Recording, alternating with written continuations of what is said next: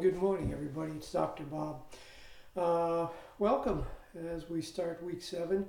I wanted to talk to you briefly about the midterm exam. Most of you did quite well on it. A few of you actually did exceptionally well on the exam, and I sent you emails to that effect. Those of you who struggled, I just want to talk to you briefly about the exam. Now, remember, always your textbook is your best reference. If you're confused about a term or a concept, look it up in your textbook. It'll probably clarify it for you, but if not, feel free to send me an email. I even had people call me. You know, that's not a problem. That's what I'm here for. I'm here to see you succeed. So I want to talk to you briefly to those who didn't do well on the exam. The main problem that I saw was, well, there was a couple, but the main problems were, first of all, you didn't seem to understand the difference between analysis and opinion. Analysis is not your opinion.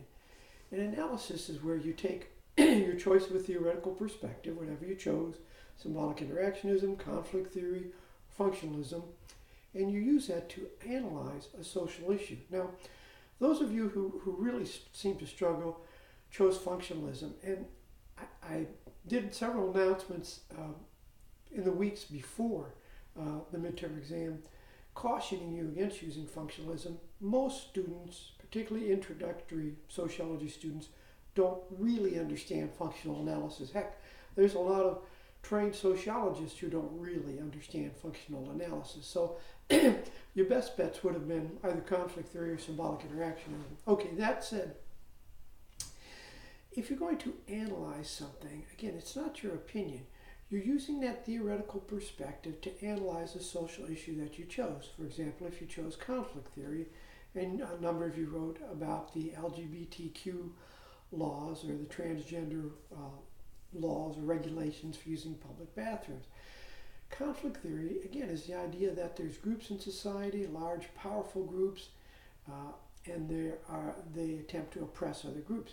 If you analyze it from the conflict perspective, you use that perspective to tell me why it's in the best interest of the wealthy, the powerful groups to pass this kind of legislation and how they get it passed. They use their influence with Congress, with their large campaign donations, these kind of things, the right-wing Christian groups and whatnot.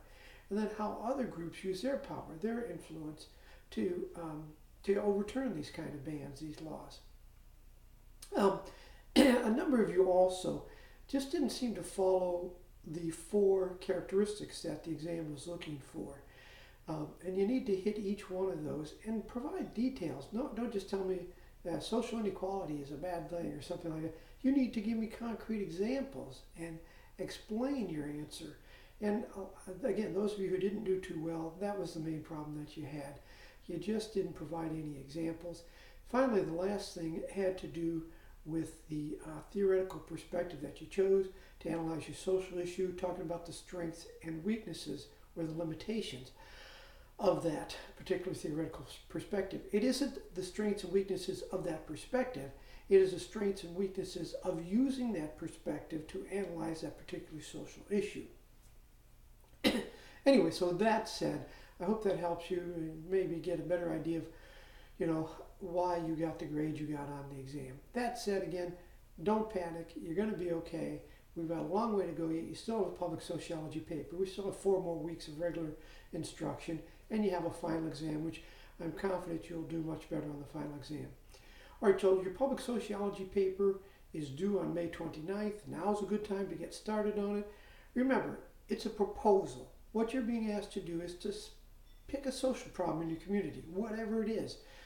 Graffiti, gangs, education, poverty, homelessness, whatever it is in your community, right? However you define community, pick a social issue. And the environment. I've had a lot of good ideas sent to me, and I think they all look great.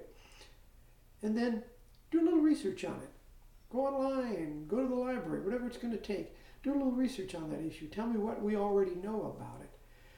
And then you need to propose a solution. Again, it's a proposal. You're not expected to actually go out and do this to administer your solution, but tell me, how would you resolve this issue? And then wrap it up with a conclusion. That's what I'm looking for in your public sociology paper. So make sure you hit all those things. There's an example that I've posted in modules that should help you as well. Anyway, I hope you're all doing well. I hope you have a great week. And as always, I will be talking to you very soon. Thanks. Bye.